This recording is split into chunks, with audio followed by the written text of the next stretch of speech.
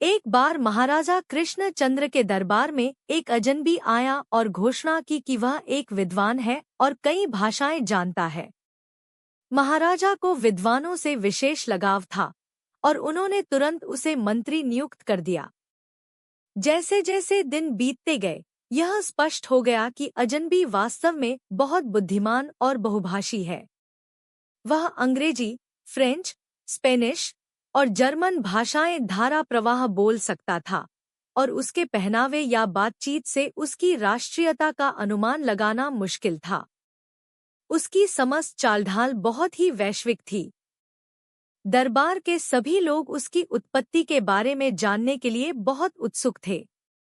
एक दिन जब वे इस बारे में चर्चा कर रहे थे, महाराजा ने मजाक में कहा, गोपाल, यदि तुम इस अजनबी की उत्पत्ति का पता लगा सको तो मैं तुम्हें 2 सोने के सिक्के इनाम में दूंगा। जैसा आप कहें महाराज, गोपाल ने उत्तर दिया।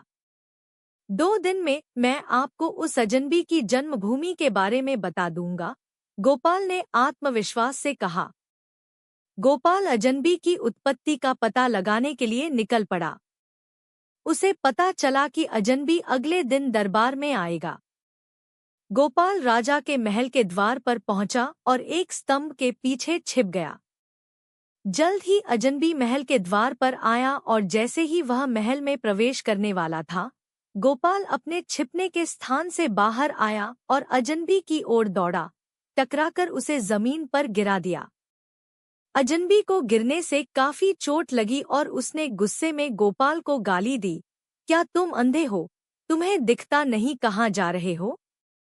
गोपाल ने अजनबी की ओर मुस्कुराते हुए कहा, मैं तो सिर्फ तुम्हारी मातृभूमि जानना चाहता था और अब मैं जान गया। तुम उड़ीसा के हो।